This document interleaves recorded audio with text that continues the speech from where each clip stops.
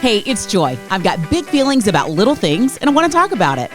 Oh yeah, I'm mad about it. And the fact that everyone else is not up in arms about it is a big part of the problem.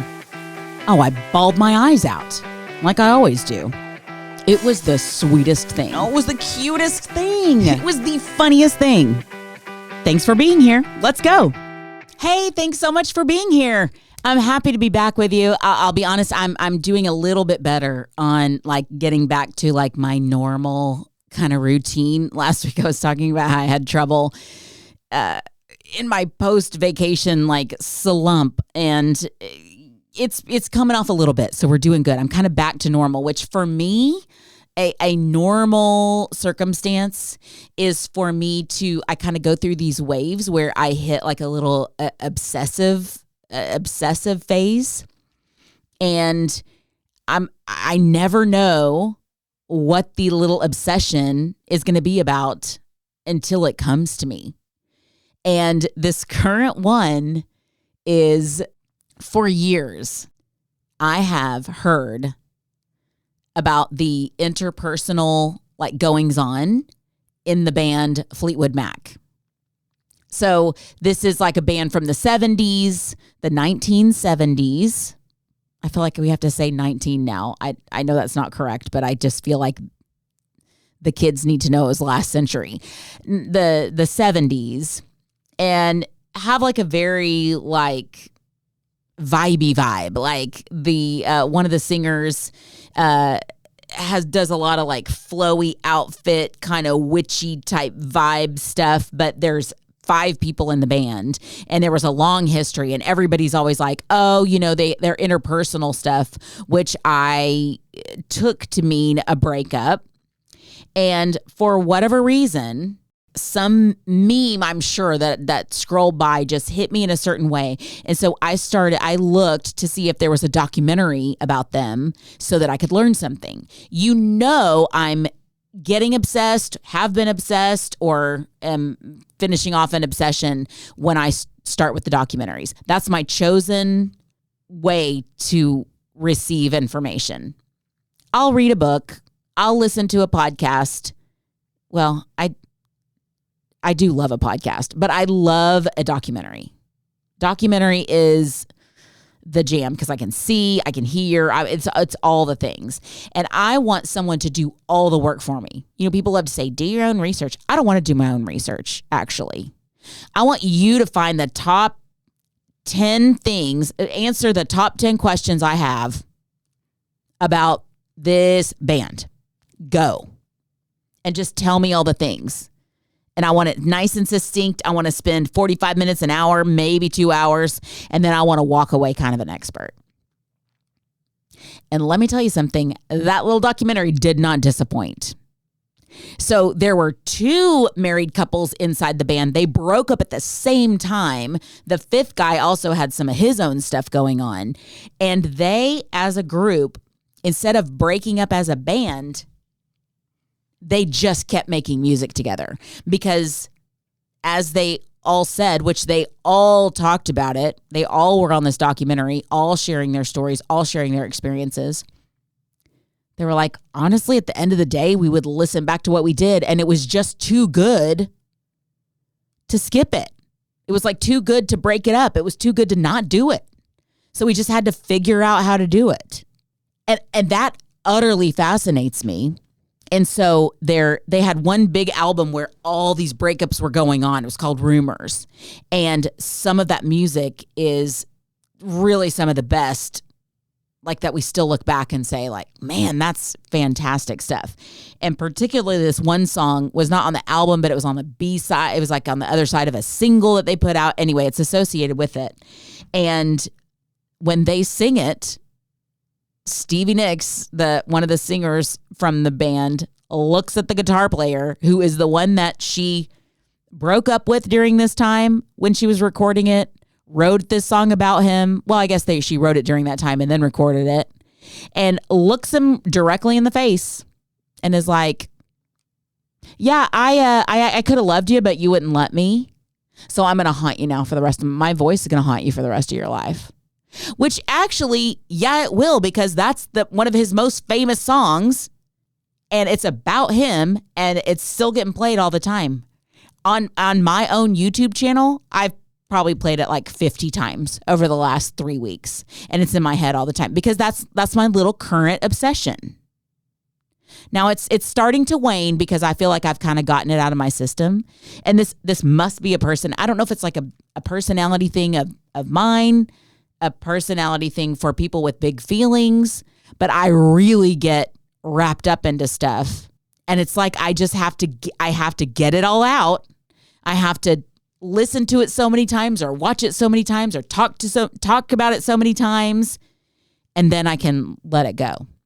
Like, I have not seen a movie that I would have said, that's a great movie, or I would tell somebody about it, or I would want to watch it again in years. It's been such a long time since I was like, man, that's a great movie. Well, I watched The Fall Guy, Ryan Gosling and Emily Blunt, and I was obsessed with it. I was like, oh, I forgot how much I love Ryan Gosling. That movie was so funny. That was so interesting. I didn't see that coming. I loved that. That was weird. Anything funny I love. And I didn't really remember that Ryan Gosling's funny. He does this, I'm not spoiling anything for you, but he has this scene where he gets this hotel key and goes up and it doesn't work. And it's like, that doesn't sound that funny, but he's hilarious doing it. And you feel like, oh, that was me. It feels like I didn't get the right key. And now I have to go back downstairs and be like, this key you just gave me doesn't work. And they're like, oh, okay, sorry. And then send me back up there. And how many times do you have to check that key? Because this must be user error, right? There's no way he just looked me in the face and got my key matched with this room and now it doesn't work. It has to be me. I have to be doing it wrong. So I got to scan it like 10 times before I finally agree, you know what, this isn't the right key. But that was so fun. And in that movie, he is a stunt guy. And I've honestly never thought much about stunt guys. Every once in a while it'll come up in some kind of movie context or something. But it was fascinating, and it left me wanting to watch a documentary. I'm like, is there a good documentary about stuntmen? And is this true what they do? And is this? And why isn't there an Oscar for the best stunt? The stunt has to be one of the hardest things that happens. I mean, I don't care enough about it to like get it going, but if there is something going around and I can just sign like a petition, I will do that. You can just put my name on it. But I was obsessed. And I don't know that I've ever just been sitting talking to someone and then been like, hey, I felt like I was witnessing. I was like, I don't know if this is a good time. I don't know what your situation is. I don't know if you've got anything on your watch list, but I highly recommend The Fall Guy. Just want you to know. Haven't liked anything in years. Haven't suggested anything in a long time. But you know what? It was actually really good. It's just crazy. Now, that happens to me sometimes with particular people. That's not necessarily the show. Like it happened to me a couple years ago with I love him. How am I blanking on his name? Hugh Jackman. So for years I've been like, yeah, he's cute. Okay, yeah, he's tall, dark and handsome. I get it. But people were really obsessed with him. They loved him. And I was like, okay, I mean, I don't know. I never saw Wolverine. I was about to say Wolfman. See, that's how far disconnected I am. I was like, I'm sure Wolfman is great. And everyone's like, well, that's not even a thing. I'm like, yeah, well, either way, I'm sure it's great. Well, then I see him in Music Man. And all of a sudden, it all crystallizes for me. And I'm like, oh, I get it now. Oh, I get it. This is a full, talented, charming human being. I get it. He's got the it factor. I get it. It's not coming across, in 2D on the television screen like it is in person. But I'm like, okay, yeah, I get it. Sorry, I misunderstood that one. I see it. Love you, me. Okay, I'm on board now. Okay, I get it. So I was obsessed with him for a little bit. Now, it's not always a person, right? I Went to a spa the other day that I'd never been to. I love the spa, but again, the credit card doesn't love it as much. But I went to this spa that had like a water feature thing, which is kind of getting more popular. And this one was the one where it's kind of a guided thing. You go to a hot tub for 5 minutes, then you take a cold plunge, and then you go to like a temperate, comfortable, warm spa, and they have all the things where they'll do they'll have like bubble things or shooting fountain things that help work out your knots in your shoulders and stuff like that. Well, I'm here for it. I'm going to try it, right? I'm going to, you know me, I'll try I'll do my best to like really participate. If there's a cold plunge, I want to try it. Okay, fine. Well, I step in and I struggle. I really struggle. I didn't know what to expect. I know cold means cold, but there's a lot of degrees between chilly and freezing. And I felt like that was a wide range and I wasn't sure how cold it was going to be. And it shocked me when I felt how cold it was. And I was doing the best I could. And I was like slowly getting in thinking, okay, I'll maybe get comfortable. It may not feel so bad after a while. People can tolerate this. People actually love it. Why don't I try it? And knowing that cold is good for inflammation, I was like, well, at least let me at least get like my knees under that thing. These, it never would be bad to fight inflammation, right? So I get like just over knee height in there, and I think I maybe last 1 minute. Probably not even that. 1 minute would be a long time. And I get out and then I go into the temperate water. It's amazing. And I'm like, okay. I mean, I'm at that point, I'm like really proud of myself. I'm proud of myself for even stepping one toe in that water. It was freezing. It wasn't freezing. That means something, Joy. No, it was cold. It was really cold, colder than I thought it was going to be. And, I felt some certain kind of way getting out of there. And it was like, I don't know if it like boosted my blood flow or what. I can't describe. I just did feel some certain kind of way. And I was like, okay, that's interesting. So I get in the temperate water. It's sort of like, okay, I'm chilling. And I decide, you know what? I think I'm going to do another round. I'm kind of, my brain's kind of moved over from, okay, cool, I did it. I don't have to do that again, thank goodness, to like, I don't know, maybe I ought to try again. So I do another round. I get to go to the hot tub for 5 minutes and I go and I'm pretty committed to getting at least waist deep. So I get there, I get waist deep, and I'm like, okay, I really wish there was a clock right here so I could time myself. But I did a lot of like counting and trying to just talk to myself and, trying to keep a good sense of like, did I at least make it a minute? I think I made it well over a minute that time. Got out, felt some certain kind of way, got in the temperate water. It was like enjoyable. Well, I don't even know how to phrase it, but I just really was starting to get curious, particularly about the cold plunge. And now I've heard about this for years. I know some people really, really believe in it.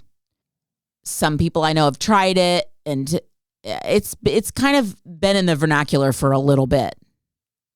But I'm like, something was interesting about it. So I book just to go to the water feature the next day. I can't go to the spa 2 days in a row, but you can pay like a lighter fee just to go to the water feature. And so I did.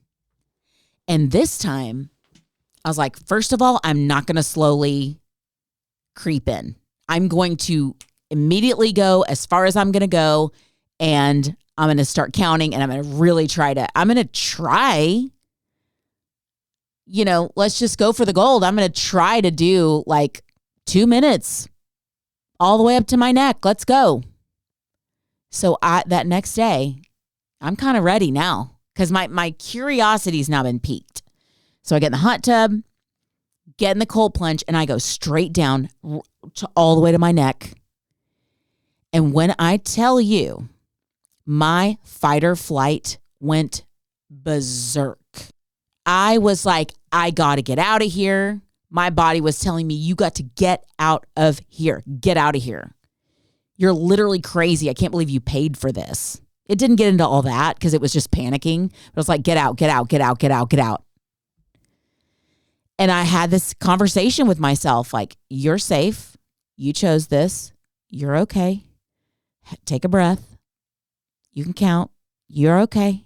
You got it. There's a little part of this that feels nice. You're okay. And what I have learned is that conversation is a lot of what benefits you stress-wise later on. But I think I made it over a minute, maybe a minute and a half. And got in the temperate water, was like, okay, that was really interesting. I did well. And it felt better today. And it was interesting. And then as I'm in the temperate water, I'm like, oddly, I am craving to go back. Like I'm so ready to go back. So I did another round, put my face in that water for 1/2 of 1 second, but still. I was like, I'm putting all this serum on at night trying to de-inflame my face. What if this ice water just does it? It's not ice water. What if this cold water does it? So the minute I left, this spa is not in a location where I can like go cold plunge every day. It's just not convenient at all. So that was my obsession for days, was to tell the story, describe all my feelings, talk about that conversation to myself. How did I feel getting out of the cold plunge? How far did I go? How long did it take me? I was obsessed with it and Googled like for an hour, like probably 3 days, like 3 separate days. What's the best way to get a cold plunge every day? Where can I go in my hometown and get a cold plunge? How much does it cost? How cold does it need to be cold? What could I make one at my own house? Can I just take a cold shower? Is that the same? Do I need to make a bath and put ice water in it? Like obsessed.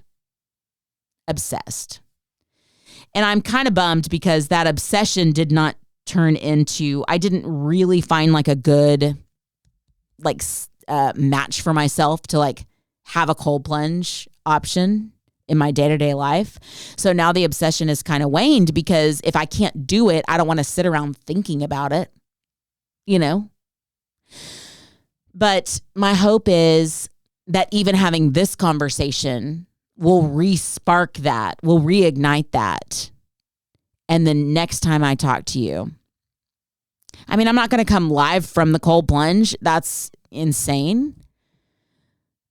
But if I do, if I do find a way to do it like more frequently in a day-to-day life, I'll consider doing one on camera for you. Just to say, I'll be talking like this because I'm freezing and that's how it sounds. But it might be fun. I shouldn't have agreed to that. Okay. Love you. Get obsessed with something fun this week. Talk to you soon. Thanks for listening to Little Things, Big Feelings with Joy Delaney. I'm James, the producer, editor, director, and executive producer. Follow Joy on socials at Joy Delaney Cox on Instagram, Facebook, and TikTok. Honestly, forget TikTok. I don't even know how to use it anyway. You don't know how to use it anyway. James. Follow Joy on socials at Joy Delaney Cox on Instagram and Facebook. See you next week.